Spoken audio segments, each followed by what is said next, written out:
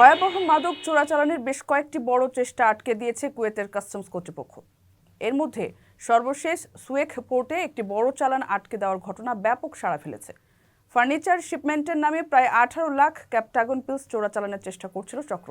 ভিডিওতে দেখা গেছে সোফা এবং অন্যান্য ফার্নিচার উপকরণের মধ্যে বিশেষ কাদাই ট্যাবলেটগুলো লুকানো ছিল। কুয়েতের স্বরাষ্ট্র মন্ত্রণালয় আরও কয়েকটি চোরাচালানের তথ্য দিয়েছে। তারা জানায় বিমানবন্দর ও সীমান্তে বিভিন্ন দেশ থেকে আসা আরও 4টি মাদক প্যাকেট জব্দ করা হয়েছে। এতে লুকানো ছিল বিপুল পরিমাণ গাঁজা, নিষিদ্ধ পিল ও অন্যান্য মাদকদ্রব্য।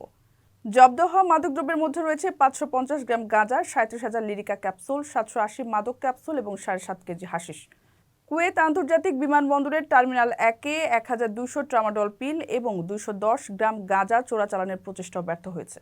একই সময়ে আল নোয়াইসিব সীমান্তে একজন ব্যক্তি গাড়ির ডিকিতে লুকিয়ে কুয়েতে প্রবেশের চেষ্টা করার সময় আটক হন। সংশ্লিষ্ট সব মাদক এবং আটককৃত ব্যক্তিদের আইনি ব্যবস্থা নেওয়ার জন্য সংশ্লিষ্ট কর্তৃপক্ষের কাছে হস্তান্তর করা হয়েছে। মাদক চোরাচালান প্রতিরোধে আরও সজাগ এবং তৎপর থাকার প্রতিশ্রুতি দিয়েছে কুয়েতের আইন শৃঙ্খলা রক্ষাকারী বাহিনী। প্রবাসীদের বিনিয়োগের শতভাগ নির্ভরযোগ্য প্রতিষ্ঠান প্রবাসীর সিটি লিমিটেড। এখানে বিনিয়োগ করে হালাল মুনাফা অর্জন করুন।